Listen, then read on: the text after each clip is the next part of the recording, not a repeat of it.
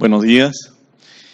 Siendo las 8 en primer lugar, agradecerles el tiempo. Lo que pasa es que se cruzó con una actividad a la 1, por eso vamos a empezar más temprano. El día de hoy, luego de haber visto algunos temas de política, problemas que se existen a nivel de país, hoy día vamos a ver entonces la parte de gerencia y administración. Un tema un poco árido, pero vamos a tratar de hacerlo más ágil. He tratado de reducir también las diapositivas, pero en donde le van a colgar el material, acá está uno completo, todo en una línea, así como están las diapositivas. Pero en lo que van a colgar lo tienen por capítulos, o sea, separadito cada tema. El que quiere entrar, entra. Incluso con los colores originales. El poder identificar, hacer una sola, a veces también en el tema de colores, a veces hay problemas. Muy bien, entonces empecemos. Primero nos hacen presente que debemos trabajar sobre la historia de la administración. Entonces, algunos temas de administración, que es una ciencia y también es un arte, ¿no? Hay necesidad de que esto sea señalado como tal. Hay componentes de la organización. Una organización tiene personas, recursos materiales, financieros, tecnología y otros más, ¿no es cierto? Tanto recursos de dinero, acciones, bonos y otros. Las actividades de una organización X pueden ser manufacturas, servicios, comercio. En general se señalan bienes y servicios, ¿no? Bienes, cosa tangible, servicios, lo que no es tangible. Los objetivos de una organización en general, mayormente en la parte privada, es rentabilidad. La empresa privada tiene un fin lucrativo. Y las no lucrativas, como las entidades públicas, ¿cierto? Pero deben también mantener una rentabilidad, sostenibilidad financiera, como en el caso propio del Seguro Social, porque si no trabajan esa parte simplemente quedarían sin dinero. En los sistemas estatales, los hospitales públicos, los gobiernos regionales dan el dinero y también del bolsillo, como se llamábamos anteriormente, pero en el Seguro Social es solo de la contribución. Entonces, si se maneja mal esa contribución, podemos quedar en rojo y eso impedir que podamos realizar más cosas y seguir con la producción de servicios día a día. ¿Se acuerdan que en el Seguro Social cada día se producen 1.000 cirugías en todo el país y 60.000 consultas diariamente? Eso requiere entonces una sostenibilidad financiera adecuada. Otros objetivos de la organización es que exista crecimiento, ¿no? Las empresas o organizaciones quieren seguir creciendo y desarrollando. Otras requieren también como objetivo diversificar, pueden empezar con un producto y después ampliarlo. En la parte pública también uno puede empezar con un producto, ejemplo, tomamos por ejemplo el Seguro Social, que empezó hace años con trasplante de riñón. Ahora estamos haciendo trasplantes múltiples de muchos órganos, con un solo paciente que está declarado en muerte cerebral. Podemos tomar varios órganos a la vez y eso también implica una complejidad porque los cirujanos tienen que saber cómo retiran el páncreas, cómo retiran el hígado, cómo retiran los pulmones, cómo retiran todos los órganos que van a trasplantar al otro lado. O sea, tienen que saber cómo retiran y después cómo implantarlo. Y en el paciente que va a ser receptor, tienen que saber cómo retiren los que van a quedar fuera y en ese mismo paciente van a implantar los del paciente que está con muerte cerebral. Entonces, eso se da en tanto la parte privada como la parte pública. Y en los temas de parte privada, otro de los objetivos es supervivencia, porque si no sobreviven simplemente salen del mercado. Hay bastante controversia en cuanto a las definiciones, ¿no? Para algunos administración y gerencia es lo mismo, pero grosso modo, la administración es el que inició el tema de gerencia muchos años atrás. No se hablaba de gerencia, sino de administración. Para otros, la administración simplemente es el tema de cómo administro los recursos que me dan para que estos me alcancen para los objetivos que se han establecido en la organización. Este concepto estaría diferenciándose del de la gerencia, donde adicional a poder administrar los recursos que me dan, el gerente y la gerencia de una organización lo que establece es cuál es mi mirada para adelante, en mi horizonte de lo que quiero hacer, cuáles mis formas de poder llegar a objetivos de crecimiento y desarrollo, pero administrando bien mis recursos. Entonces acá vemos en esta parte, podría definirse de administración como el conjunto de conocimientos teórico-prácticos que permiten dirigir organizaciones. Esto a través de la historia, entonces ha sido eso así. Y en sentido estricto, un proceso orientado al logro de objetivos de una organización utilizando diferentes recursos humanos, materiales, financieros, tecnológicos. No existe una definición aceptada universalmente, como decía. Sin embargo, los tratadistas están de acuerdo que hay tres componentes: los objetivos, los procesos que tienen que existir y los recursos, sin los cuales, sin procesos, sin recursos, no vamos a conseguir los objetivos. Niveles administrativos. Para la parte moderna se habla de macrogestión, mesogestión y microgestión. La macrogestión es la alta dirección, toman decisiones para toda la organización. La mesogestión, gerentes de línea media, gerentes medios. Los gerentes de línea, que son después en orden de jerarquía, y la parte directamente operativa, en el caso de servicios de salud, que tratan directa o indirectamente a los pacientes, ¿no? Después, la importancia de esta administración es que se aplica a diversos tipos de organizaciones, permite, haciendo una buena administración, un uso racional, o sea, racionalización de los recursos que tenemos, que no siempre son el caso de salud, como hemos señalado siempre, las necesidades siempre más crecientes y los recursos no siempre van creciendo. Influye la buena administración en las condiciones futuras del entorno, investigaciones para nuevos medicamentos y otros, y forma patrones, relaciones humanas, genera una cultura organizacional en función de cómo lo vamos llevando adelante. Ejemplo de las marcas grandes, cuando Pepsi, antes de que fuera a pasar para el lado de Coca-Cola, tenía su propia cultura, generó desde el principio su propia cultura, pero cuando se provoca esta compra de la gran empresa Pepsi por Coca-Cola, subsume, o sea, se incorpora a toda la gente y el personal con todas sus formas y modos de hacer las cosas de Pepsi, tienen que establecerse en el marco de la cultura organizacional de la Coca-Cola. Si bien son las mismas personas, pero los modos de hacer las cosas van a ser ahora, así fue a la hora de traslado, las formas de Coca-Cola, ¿no? Y todas sus propagandas que tiene. El proceso administrativo es un método sistemático para realizar actividades, se refiere, y está compuesto, las clásicas, ¿no? ¿Cuáles son las 4 grandes partes del proceso administrativo? Acuérdense siempre, PODC, y en ese orden. Primero tengo que planear, ¿cierto? Una vez que planeo y busco el qué es la que va a ser la organización, después organizo. ¿Cómo voy a organizarme para llegar a esos qué he establecido?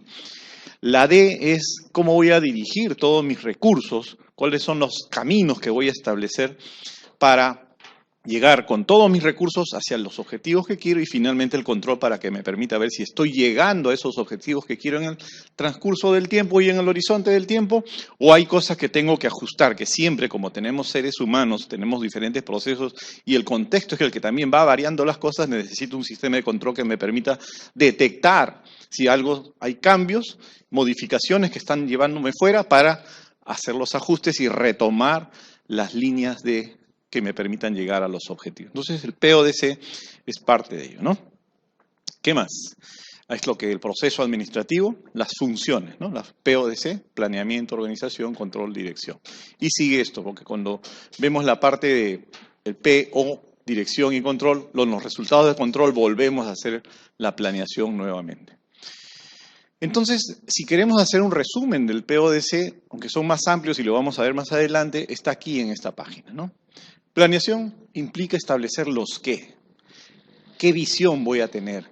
¿Qué misión voy a establecer? ¿Hacia dónde me quiero dirigir y cómo me veo años adelante? Como decíamos la vez anterior, las instituciones de salud y gubernamentales de gobierno están mirando sus planes al año 2021, porque es el segundo centenario de independencia. Entonces, luego de tener yo qué cosa es lo que voy a hacer, cómo me veo más adelante, qué debo hacer, qué objetivos establezco, con qué estrategias, políticas y programas y proyectos inclusive, entonces, ¿cómo me voy a organizar para todo esto que está en la parte del plan? Entonces, voy a ver cómo divido las funciones, cómo asigno cargos, cómo establezco las líneas de autoridad y responsabilidad, y de esa manera, cómo determino un organigrama, cómo lo voy a hacer. Y si ya tengo los qué, ya tengo cómo voy a organizar todos mis recursos, entonces ahora es hacia dónde quiero dirigir todo esto que he definido, el qué y todos esos recursos que tengo. Implica siempre en función de la visión, misión, objetivos y estrategias, cómo voy a manejar esos grupos de trabajo, cómo voy a liderar, comunicar y motivar al personal, porque el personal es el principal capital de una institución, organización o empresa.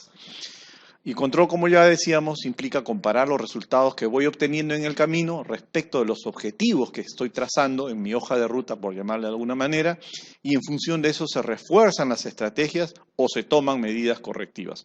O ratifico lo que estoy haciendo en determinados programas, proyectos, o las voy corrigiendo en el camino, ¿no?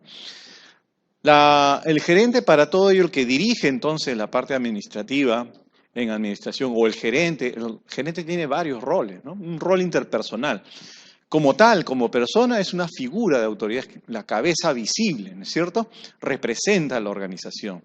Es un líder, dirige y motiva a sus subordinados. Ya hemos dicho que hay niveles, ¿no es cierto? Macro, meso y microgestión.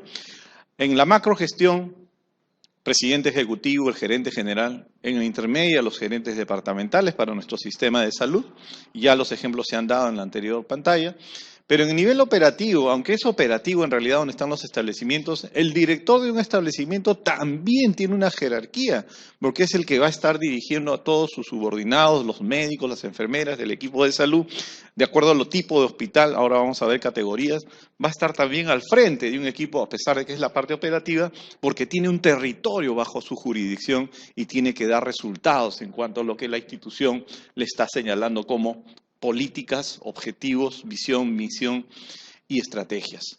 Entonces, en todos esos diferentes tres niveles, macro, meso y microgestión, la función gerencial tiene que ver con la parte interpersonal, tiene que tener figura, cabeza visible, líder y enlace, y este enlace para que esté con todos aquellos aspectos que tienen que relacionarse con su trabajo. No estamos aislados. De otro lado, también hay un rol informativo. Tiene que mirar cómo van las cosas y también analiza propuestas. Hay una acción de diseminación para transmitir la información y es un vocero oficial entre la parte alta jerárquicamente y otras instancias, como pueden ser acciones con otros gobiernos, con otros ministerios en ese tema. ¿Qué otro rol tiene? Decisional, das decisiones. Un empresario identifica oportunidades de negocio y busca mejoras. Es a la vez también manejador de disturbios porque lo que tiene que hacer es medidas correctivas ante situaciones críticas o anticipar si va a haber disturbios al interior de los procesos que están dentro de la organización. Asigna recursos porque va a autorizar presupuestos, va a restringir presupuestos, va a programar trabajos nuevos o va a anular trabajos antiguos, tomando la mejor decisión siempre. Y por último también es negociador. Representa a la organización en principales negociaciones, sean estas públicas o privadas, porque también, acuérdense ustedes que hablábamos que el poder de la participación comunitaria significa conversar con la comunidad y entrar en pactos para poder ver qué es lo mejor para la salud y la vida de esa población que vive en determinado territorio. Acá en negociador participa en negociaciones contractuales con sindicatos, uno de los elementos más importantes en toda organización acá en el país, porque la ley ampara los pactos colectivos con los sindicatos. ¿Qué más? Robert Katz, habilidades administrativas, encontró en sus investigaciones que los gerentes necesitan 3 habilidades básicas. Las habilidades técnicas, las competencias, ¿no? Para diferentes elementos, trato personal, porque tienen que haber habilidades humanistas, conocer mucho a las personas para ver cómo puedo llegar a ellas, y las habilidades conceptuales. Las conceptuales son ya las más abstractas, tiene que tener la capacidad de conceptualizar situaciones complejas y a la vez abstractas, mirando todo lo que está a su alrededor. Cada día, en la mañana, alguien diría, en la mañana se levanta, a ver, no. El gerente de la época actual está en todo momento pensando qué es lo que voy a hacer en función de este elemento nuevo de juicio que acaba de llegar a mi correo, a mi celular, a las noticias que acabo de ver en televisión, en la radio, estoy en el camino, es decir, está constantemente pensando qué es lo que puedo hacer para mejorar e ir creciendo y desarrollando mi organización. Esto no lo tienen todos. Incluso para algunas personas hay gerentes de 2 tipos, para algunos, todos no concuerdan, como hemos señalado. Hay gerentes que son ideólogos, pensadores y que lanzan ideas. Algunos hemos escuchado la palabra creativos. Bueno, hay gerentes que sacan de cualquier tema una idea nueva, cómo se pueden hacer, pero los ponen a hacer cosas y no lo pueden hacer. En cambio, hay otros gerentes que son los gerentes que hacen que las ideas se conviertan en realidad. Pero cuando le dicen, a ver, difúndeme o qué idea tienes tú, está muy restringido. Entonces, por eso es que hay algunos que señalan que hay dos grandes, otra forma de mirar a los gerentes que dan ideas, que de pronto brotan y brotan con cantidad, siendo coherentes, y otros los gerentes que hacen que las ideas realmente se ejecuten y se hagan realidad. Entonces, la parte conceptual de un gerente contemplan como un todo la organización, no ven solamente la partecita chiquita, sino esto que tengo a mi cargo, cómo se relaciona con el resto del mundo dentro de mi propio sistema de organización, pero a la vez este sistema con el sistema mayor, teoría de sistemas donde ven todos los diferentes sistemas en un gran sistema. Comprenden las relaciones entre las unidades y ven el lugar que ocupa la firma o la empresa o la organización en el entorno general que en esta época actual, antes en mi época cuando era yo, todavía iniciaba mi carrera hace 25, 30 años en realidad, ahí se veía más bien que miraban la parte del país. Ahora ya estamos en una forma globalizada. El entorno general habla del mundo en general, de todo el globo terráqueo, ¿no? Son habilidades necesarias, indispensables que deben poseer los miembros de alta gerencia o alta dirección. Implica también habilidad para coordinar, integrar intereses y actividades de una organización con otras organizaciones, porque una empresa gigante no puede vivir sola, tiene que estar interconectada con las demás. Miren entonces una de las principales funciones. Entonces tenemos las habilidades técnicas, trato personal y las conceptuales. Hablando ahora de eficiencia y eficacia. La eficiencia, un buen romance, es hacer cosas al menor costo posible, pero habíamos señalado sin sacrificar la calidad, ¿sí? Entonces acá hablan de utilizar los recursos que tenemos en la mejor forma posible, producir más cantidad de unidades de bienes o servicios, en el caso de salud, mayor cantidad de servicios que tenemos en el menor tiempo posible y al más bajo costo. Nosotros le agregaríamos sin sacrificar la calidad del servicio, ¿no es cierto? Eficiencia. En eficacia es simple y llanamente al lograr tales objetivos. Si tengo unos objetivos, los alcanzo. Pero alguien puede ser eficaz y a la vez no ser eficiente, sí. Porque yo logro, a ver, ustedes tienen que organizar una campaña, ahora que estamos en campaña electoral, una campaña, ¿sí? Y lo organizan, pero en dos grupos. Los dos logran los mismos resultados, pero uno de ellos lo hizo con las 3/4 partes del presupuesto que le dieron y la otra persona lo hizo con el 100% del presupuesto. Entonces, ¿quién fue más eficiente? Porque los dos tuvieron buenos resultados. El primero que lo hizo con 3/4 partes. O sea, los dos fueron eficaces, lograron el resultado esperado, pero los dos no fueron eficientes. Más eficiente fue el que utilizó menos recursos y sin sacrificar la calidad del servicio. Entonces, eficaces dirigido a, sin cortas palabras, lograr los objetivos que se han establecido. En este caso, los establecidos por alta dirección, como rentabilidad, crecimiento, diversificación, supervivencia, que ya habíamos hablado, que hay varios tipos de objetivos en una institución o organización. ¿Qué más? Y la evolución también nos han pedido, que sobre la historia, muy rápidamente nomás.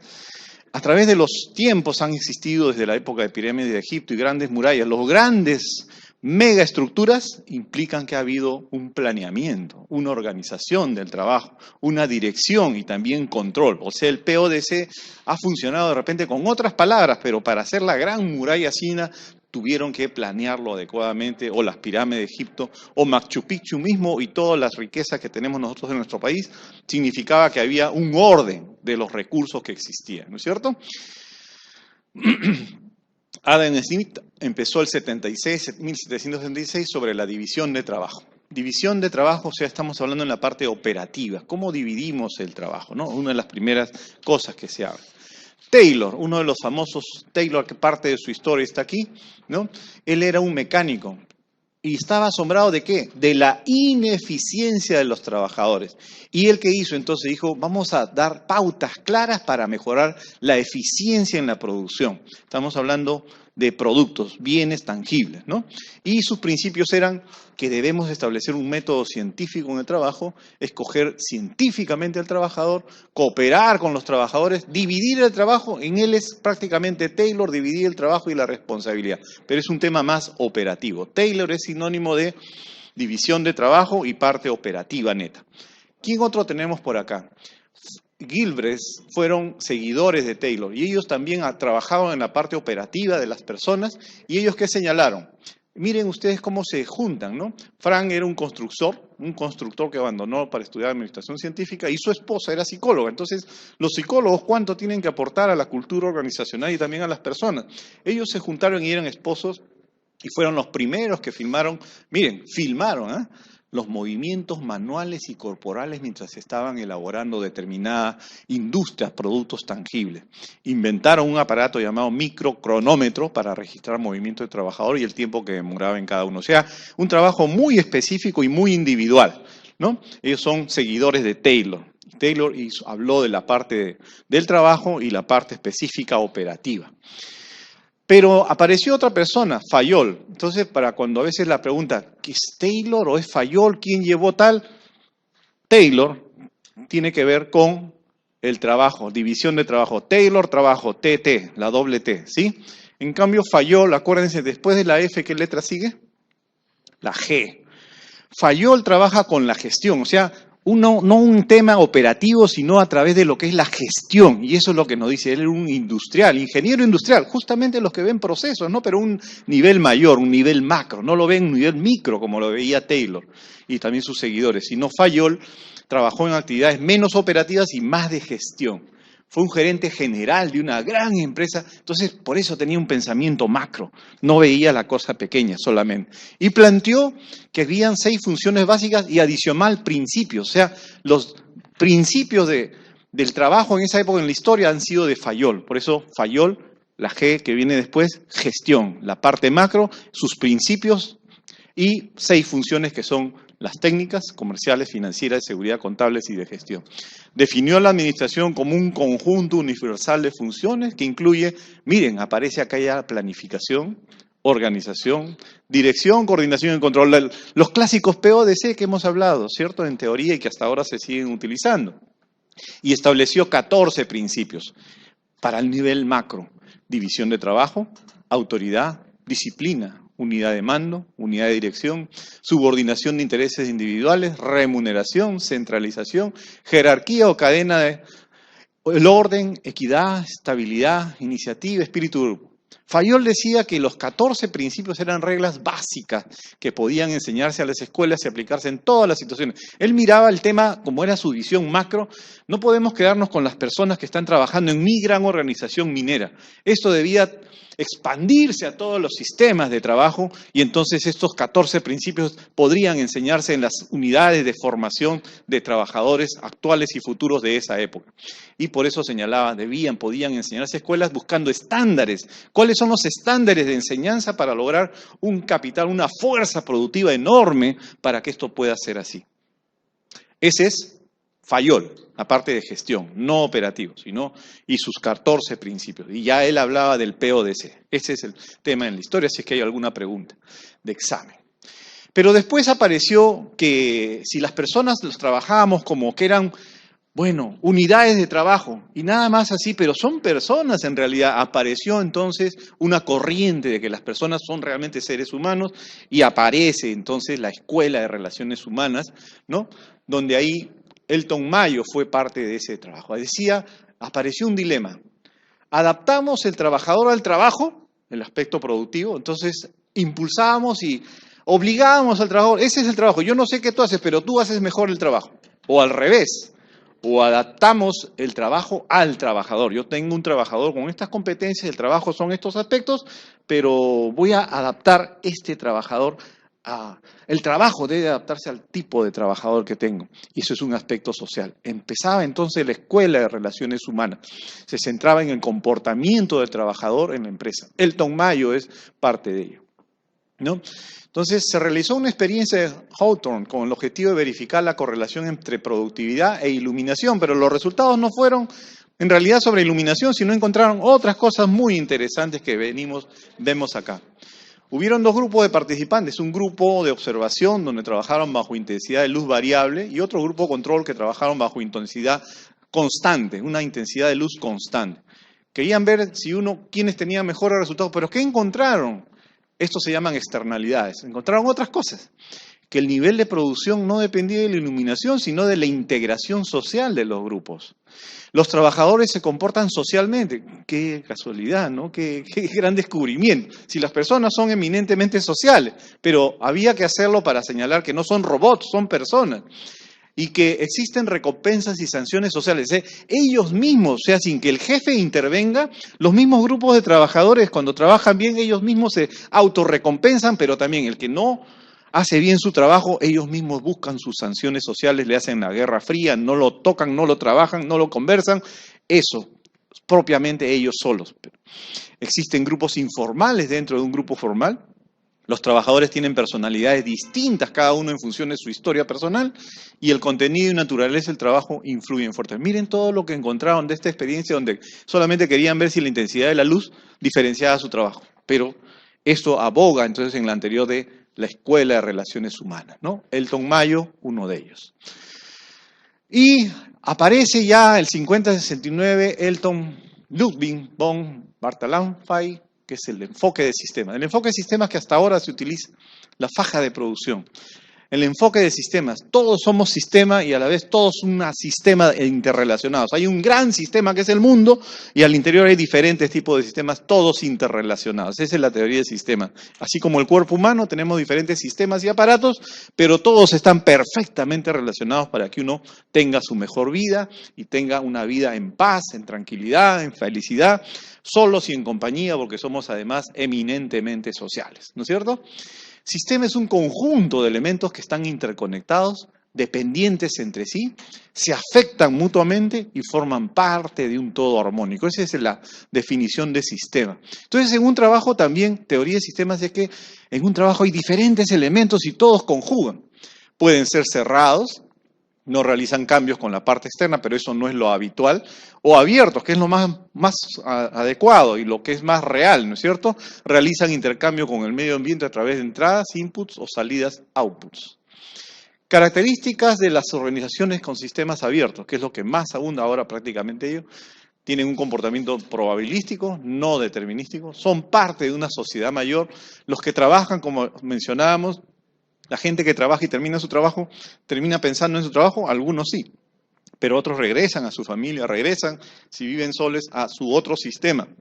Y eso hay una interrelación con la sociedad en la cual vive o convive. Existe interdependencia entre sus partes, puede alcanzar un estado de equilibrio, tienen fronteras o límites en sus relaciones, ¿no? Ya ellos mismos ponen sus propias fronteras o límites, pueden modificar sus formas estructurales básicas. Entonces, las organizaciones con sistemas abiertos, de esta manera. ¿Qué aportes hay de la teoría de sistemas a la administración? Permitió analizar claramente el todo y las partes de la organización. Cuando no se comprendía, se creían que solamente era el trabajo, como empezó Taylor, división de trabajo puramente, no nos interesan las personas. Después Fayol dijo que no, la gestión, tenemos que hacer varias cosas. Y después vino la teoría de relaciones humanas, pero no llegaban todavía a mirar cómo podía ser más productivo el equipo de personas y con todos los recursos. La teoría de sistemas permitió más claramente ver el todo y las partes de la organización, promovió integración interna y adaptación externa, permitió explicar muchas cosas. Y si podemos explicar mejor las cosas, podemos tomar nuevas formas de hacer las cosas y que sean con mejores resultados. Ayudó a enfocar lo general y la especialización y aclaró conceptos de eficiencia y eficacia empresarial. Y apareció luego la escuela burocrática con Max Weber. Entonces, Max Weber, la escuela burocrática, otra mnemotecnia de lo que estábamos hablando, ¿se acuerdan? División de trabajo, Taylor con T, trabajo, división de trabajo. Fayol, con la letra G que viene, es la parte de gestión, no la parte operativa, sino principalmente la gestión y con sus 14 principios, ese es Fayol, ¿cierto? Y ahora la escuela burocrática, ¿cómo? Es Weber, ¿no es cierto? Si ustedes ponen esta W de costadito, parece una B grande. Entonces, acuérdense de la escuela, el tema Weber es la parte de la escuela burocrática, ¿ya? ¿Y qué hablan en la parte burocrática? Habla de que la fragilidad de la teoría clásica y de las relaciones humanas, que son frágiles estas dos. Y decía que había necesidad de aplicar un modelo racional que contenga todas las variables involucradas. creciente tamaño y complejidad de las empresas en ese momento, en esta época, hacían que se tratara de mirar otras formas y no era suficiente la teoría del sistema. Weber fue el gran precursor de esta escuela, economista y sociólogo a la vez. Miren, un economista que tiene que ver sobre las necesidades de las personas o del mundo y los escasos recursos de la interrelación de ellos, y a la vez un sociólogo que mira no al individuo en su individualidad, sino en su conjunto, donde cuáles son las interrelaciones de las diferentes poblaciones dependiendo del territorio donde está. Pues miren esa conjunción que había hecho esta persona, economista y sociólogo, que estudió en estas grandes universidades y fundó la Asociación Sociológica Alemana. ¿Qué decía la escuela burocrática? Que había que darle un carácter legal de las normas, un carácter formal de las comunicaciones. Hablaba también de división de trabajo, relaciones interpersonales, autoridad jerárquica, rutinas estandarizadas, competencia técnica, especialidad de administración, profesionalización. Pero fue un intento de formular un prototipo para las organizaciones. Hoy, muchas características son aún evidentes en grandes firmas, pero su modelo ya no es tan popular. ¿Por qué? Muchos gerentes contemporáneos piensan que su énfasis en la división estricta, esta es la diferencial de lo que es la parte burocrática, una división estricta del trabajo en la adhesión a reglas y normas formales, o sea, sumamente rígido. Y también él venía de Alemania, pues, ¿no? Los alemanes sabemos que tenían sus características determinadas, y esta persona decía, reglas, para todo reglas, normas y reglas. Y esto los actuales dicen, esto restringe realmente la actividad, o incluso no restringe, sino anula la creatividad de los empleados y la capacidad de reacción de una empresa. Esto es lo que, la actualidad, lo que se trata es de que las personas que tenemos en un equipo puedan volcar toda su potencialidad creativa para ver del trabajo que tienes cómo lo puedes hacer mejor y no que estén solamente bajo reglas. Y es por esto el tema de que tengan reglas y muchas reglas y control habla de la escuela, por eso la han llamado burocrática, ¿no? Burocrática, Weber es el representante. Aparece después de ello la escuela de contingencias. Luego de Taylor, Fayol y Weber formularon un principio de gestión que ellos creían de aplicación universal. Pero posteriormente se hallan excepciones, porque todo no es, nadie tiene la verdad de las cosas, ¿no es cierto? Nadie tiene lo absoluto, eso se va viendo en el tiempo. Por ejemplo, la división de trabajo es útil y usada, pero los trabajos se hicieron muy especializados. Cuando es especializado ya no es posible tener reglas para todo. La burocracia es deseable, pero en otras circunstancias hay otras estructuras mejores para mejorar y promover la de creatividad de los trabajadores, que son realmente el capital principal de toda organización. Según el entorno y sus cambios, debe administrarse. La administración no se basa ni puede basarse en principios simples que se apliquen a todas las situaciones. Entonces, en una parte cotidiana, ustedes pueden planificar la línea general. Ustedes mismos, por ejemplo, hoy día en la mañana cuando han salido, ustedes podrían planificar que van a estudiar hoy día acá, pero ¿podrán planificar si a la hora que cruzan la calle se cruzó un taxi, 2 taxis o alguien los quiso atropellar? No, porque eso no se puede planificar, son elementos de la vida real. Ahí se refiere en el tema contingencial que cuando ustedes están en una organización, institución que está haciendo una serie de procesos, hay contingencias que no pueden planificarse con anticipación. Planificar es con anticipación, ¿no es cierto? Es una redundancia. Entonces, hay contingencias y tenemos que estar preparados para esas contingencias.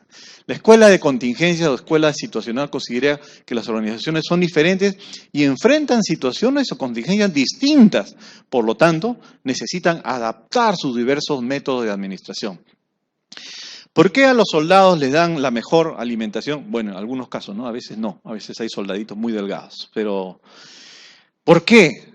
Yo he trabajado en la Marina de Guerra del Perú. Estuve un mes cuando estaba en adoctrinamiento en la Gran Fuerza de Infantería del Perú, ahí en Ancón. Entonces nos hacían saltar de las torres, nos hacían en barro, falo, todo lo que ustedes puedan imaginar. Y es ¿por qué hacen ese entrenamiento a las personas de infantería? Los entrenan así porque tienen que estar para todo terreno. Es decir, cuando hay una guerra, no pueden estar, no, yo solamente en costa, no, yo solamente en la selva, no, yo solamente en la sierra, no, yo no subo piedras, yo no subo cerros. Tienen que estar para todo, preparados para cualquier contingencia. Una empresa, una organización, ¿está todos los días enfrentada a cambios o no? Por supuesto que sí. Pónganse que en el nivel económico hay una caída del dólar o la bolsa de valores de Estados Unidos o de Tokio y se viene para abajo las acciones y eso hace que las organizaciones de pronto tengan que rápidamente, antes que el jefe lo diga, de repente la gente que es más operativa vio eso en las noticias y toman las acciones más necesarias para evitar que exista un quiebre de la organización o desaparezca del mercado. Entonces, hay contingencias que tenemos que estar y debemos adaptarnos entonces a diversos métodos de administración y no en uno solo. Esta escuela, entonces, que tiene que ver de contingencias, tiene sentido común porque las empresas y unidades varían de tamaño, objetivos, trabajo. Nos sorprendería ya reglas universales que funcionaran en cualquier situación. Desde luego, una cosa es decir que el método depende de la situación y otro es saber qué variables afectan la situación. No todo vamos a conocerlo. Los investigadores se esfuerzan por identificar estas variables, pero como todo en el mundo, hay unas que desaparecen y otras nuevas que aparecen a partir del día, ¿no es cierto? ¿Por qué hemos empezado la primavera ayer con sol muy fuerte y en la noche tenemos un frío, pero así, nos congela, ¿no es cierto? Anoche ha sido igual, anteanoche también. Alguien dice, estamos esperando un temblor para que ya se equilibren las fuerzas y empiece el sol con calor, porque es un sol con frío, ¿no? Vamos a ver qué pasa. Por ejemplo, han encontrado 4 variables de las situaciones de investigación que afectan el resultado de una organización. El tamaño de la organización, pero acá solamente estamos hablando del tamaño, ¿no? Pero las personas, por más que alguien pueda medir 1,90 m o 1,50 m, es la persona o el número de personas o lo que pueden hacer, ¿no es cierto? La utilización de tecnología, usan tecnología antigua, la parte mecánica o todo es informatizado, pero la informatización también nos trae problemas en algunas oportunidades, ¿no es cierto? De repente entramos a la situación de que tenemos hacker y alteró todo y ya no funciona. Los carros actuales, por ejemplo, los que están con computadora, que son los actuales, en mi época teníamos solo los mecánicos, cuando se fallaban lo empujábamos y arrancaba. Los actuales, ustedes lo empujan y no arranca porque tienen otro sistema, ¿no es cierto? Entonces, no siempre la tecnología ayuda. Para algunas cosas, por supuesto, para el resto, ¿no? Incertidumbre ambiental, el ambiente y todos los problemas que hemos ido mirando en el macroambiente. ¿Esto afecta a la organización? Por supuesto que sí. ¿Hacia dónde estamos yendo? Hay una gran concentración de países en este momento en Nueva York, ¿no es cierto? Nuestro ministro de Ambiente está ahí y ha logrado varios millones, creo que como 300 millones, me parece, para nuestro país, y eso es un gran logro, estaban diciendo hoy día en las noticias. Diferencias individuales entre las personas. Entonces, esta teoría de lo que tiene que ver con las contingencias, siguen trabajando sobre qué variables son las que realmente pueden hacer cambiar. ¿Ustedes creen que son solamente 4 variables las que pueden influir sobre una organización? No, ¿no es cierto? Ahora, en el caso nuestro de Seguro Social, tenemos 10 millones de personas, estamos en todo el país, todas las regiones, y tenemos 52.000 trabajadores, hombres, mujeres, de mucha edad y de poca edad, muy jóvenes y también. Las variables son infinitas, ¿no es cierto? Entonces, y los funcionarios y los ejecutivos también son de diferentes edades y diferentes competencias y capacidades también. Hay gente que es recientemente salida, tiene cartones del extranjero, otros que tienen del país. Entonces, toda la organización tiene una infinidad de posibilidades. No es lo mismo a pesar de que es una sola organización. Entonces, vamos hablando en el planeamiento ya para ver qué características tiene del PODC famoso, ¿no es cierto? Perdón. Objetivos. Para el planeamiento trabaja sobre hacia dónde quiero ir, qué quiero hacer para adelante en el horizonte del tiempo, y uno de los principales elementos que se constituyen y determinan es establecer objetivos. Objetivos son resultados deseados que pretende alcanzar una persona, un grupo de personas o una organización en un periodo de tiempo determinado. No es lo mismo que quiero estos objetivos para una semana. Diferente decir, estos objetivos los quiero, pero dentro de 3 meses. Ok, los recursos tendrán que trabajar menos. Eso, aun cuando actualmente ya estamos habituados a que nos digan, ¿para cuándo lo quieres? Para ayer. O sea, ya querían que esté de una vez. Pero si me lo acabas de dar, pero si es que ya lo necesitan para ahorita, en 5 minutos hay reunión de gestión, de consejo directivo, y necesitamos tener esa información. En planificación hay un axioma que se dice, si tú no planificas, te planifican. O sea, otros planifican por ti si tú no lo planificas. Entonces, La vorágine de la que es rapidez en las épocas actuales nos obligan a tener otra serie de elementos, ¿no? A primera vista parecería que las organizaciones tienen un solo objetivo, pero no es así. Para las firmas comerciales, las utilidades. Para las organizaciones sin fines de lucro, principalmente satisfacer necesidades. Los grupos que conforman el sistema de salud es satisfacer las necesidades de salud y habíamos hablado las necesidades de tener una mejor vida, ¿no es cierto? Y a los trabajadores, diferentes grupos ocupacionales, satisfacer las necesidades que tienen en su trabajo para que logren mejor salud cuando lleguen y se jubilen y tengan una adultez mayor, más activa, más autónoma y con mejor calidad de vida. En realidad todas las organizaciones tienen diversos objetivos. Constituyen los objetivos, entonces, los cimientos de la planeación, los elementos más importantes. Y hay varios tipos de objetivos y acá vamos a ver algunos ejemplos, ¿no? Objetivos económicos, para dar sostenibilidad financiera a la organización. ¿Sin dinero podríamos hacer algo?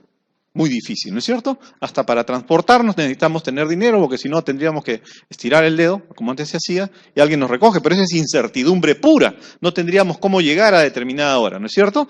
Entonces, objetivos económicos es uno de los más importantes, tanto en lo público como en lo privado eminentemente. En lo público también porque tenemos que hacer gastos, ¿no es cierto?, para lo que queremos llegar. Objetivos económicos, impulsar crecimiento de los ingresos, acelerar el crecimiento de ganancias, incrementar el monto del pago de dividendos, aumentar el rendimiento sobre el capital que he invertido, conseguir mejores calificaciones crediticias. Miren que cada una de las cosas es hacia arriba, ¿no es cierto? No hay ninguno que esté estable. Mantener tal cosa, no. Las instituciones privadas, si están hechas para tener rentabilidad, tienen que mirar siempre hacia arriba, no pueden estar estacionadas. El quedar adinámicos es muerte cerebral, por llamar de alguna manera. Entonces, que miren, objetivo económico, conseguir mejores calificaciones crediticias, aumentar la liquidez de una empresa, lograr un incremento en la cotización de las acciones, reducir el índice de morosidad de los créditos que tiene. Estos en cuanto a ejemplos económicos. También hay objetivos estratégicos, macro. Incrementar la participación de mi empresa o organización en el mercado, aumentar la calidad de mis servicios, cosa que no es sencilla.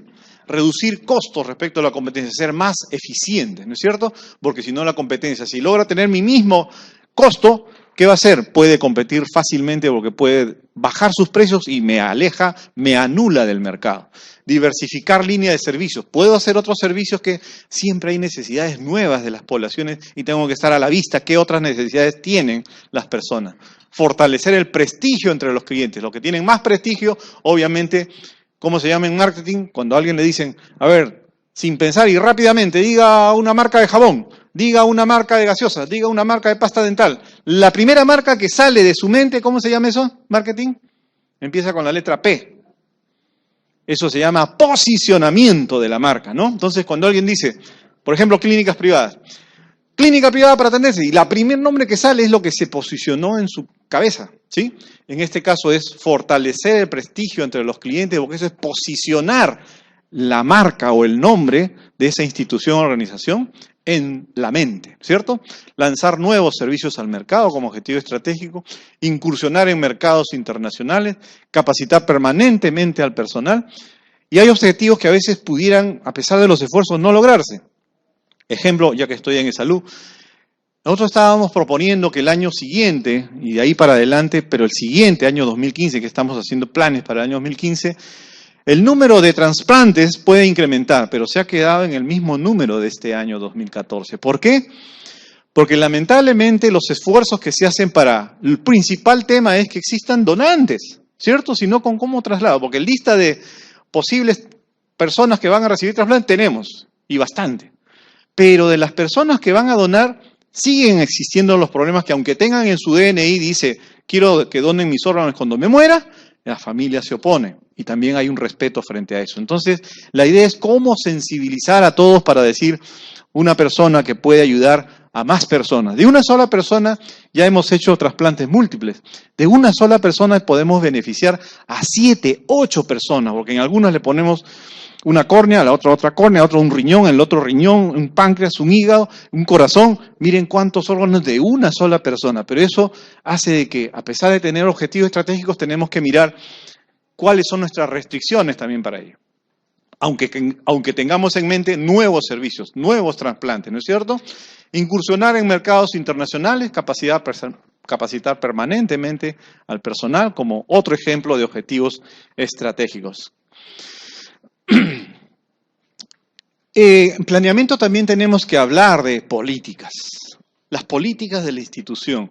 Las políticas hay que dividirlas también en lo que está escrito y lo que no está escrito.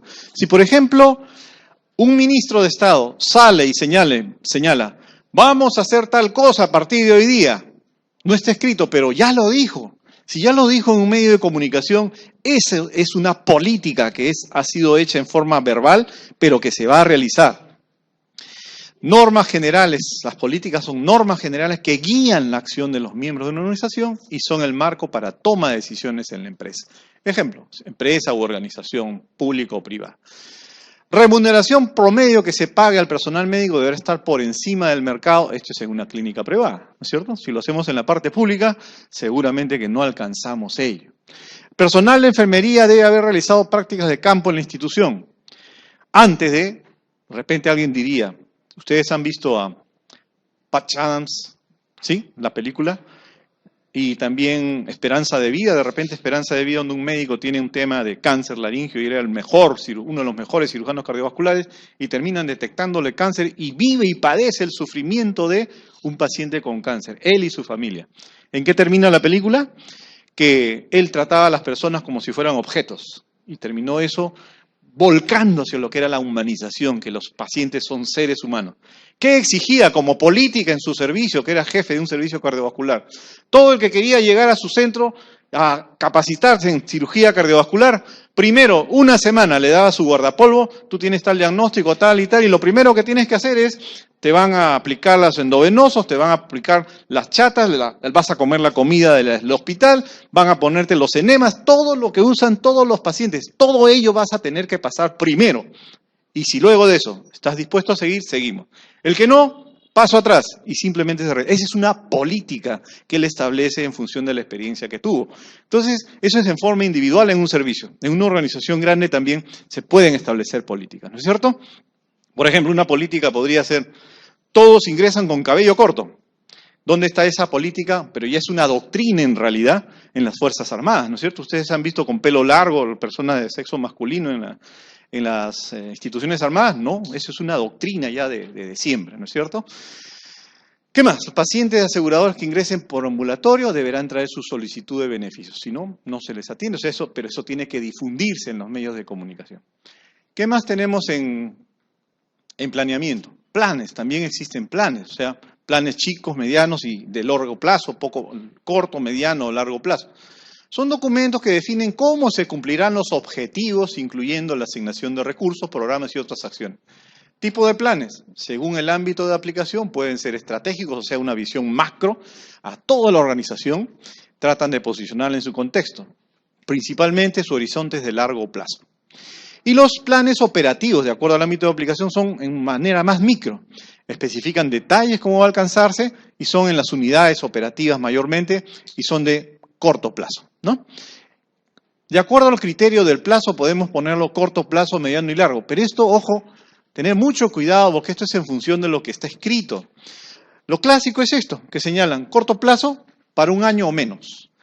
Mediano plazo para un año, de un año hasta 3 años. Y largo plazo más de 3 años. Este es el clásico que siempre hemos leído, pero en las clínicas privadas puede cambiar todo ello porque están ahí, miran la parte de rentabilidad día a día, igual que en los bancos, ¿no es cierto? En los bancos lo ven minuto a minuto. ¿Qué pasa si en un banco su sistema informático se paraliza durante 2 minutos?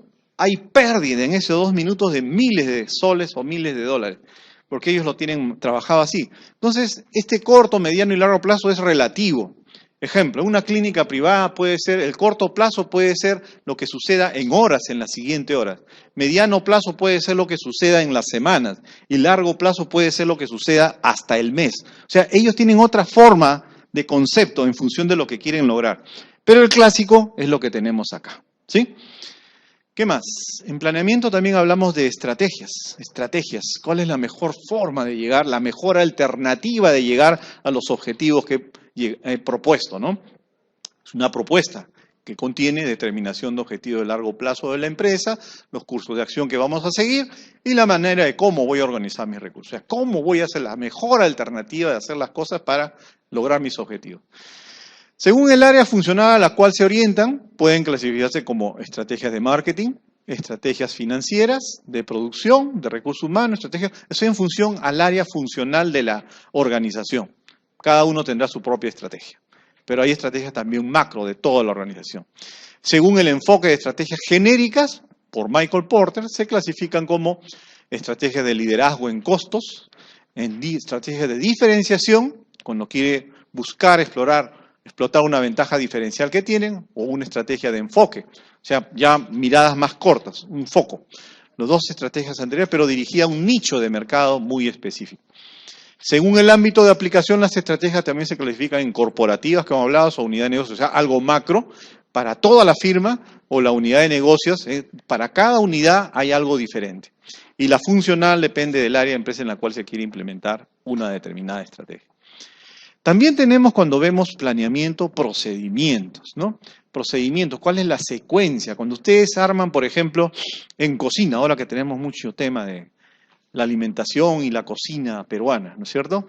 Para hacer determinados potajes necesitamos un procedimiento. ¿Qué va primero? ¿Qué va segundo? Los que no sabemos nada de cocina ponemos todos los ingredientes y todos los mezclamos y no sale nada, ¿no es cierto? Sale cualquier cosa. Tiene que haber un procedimiento.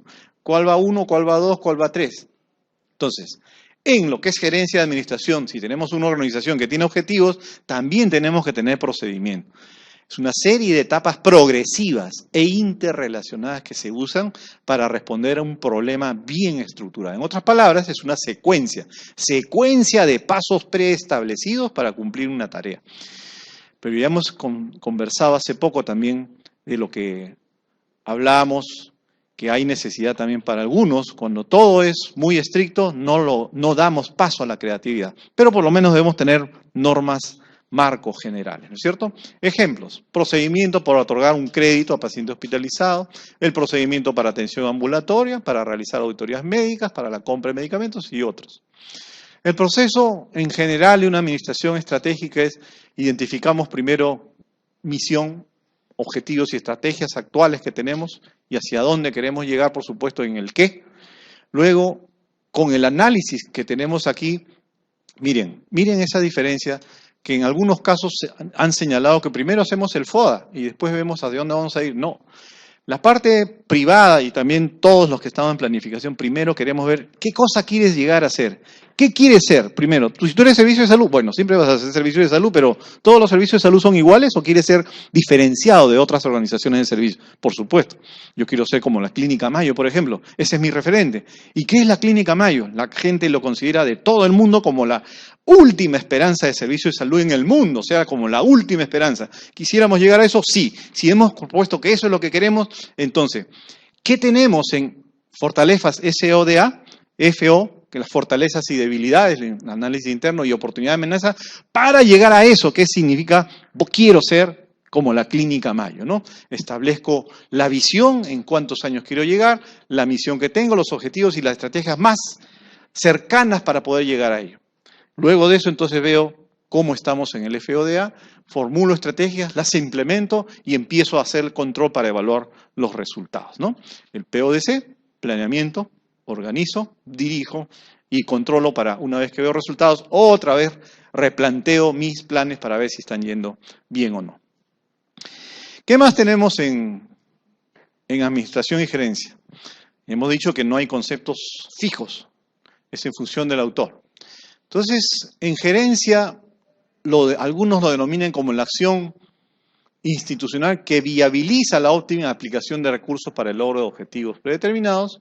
Es un proceso en el cual un grupo de personas dirigen las acciones para conseguir los objetivos. Es muy parecido a la definición de administración, ¿no es cierto?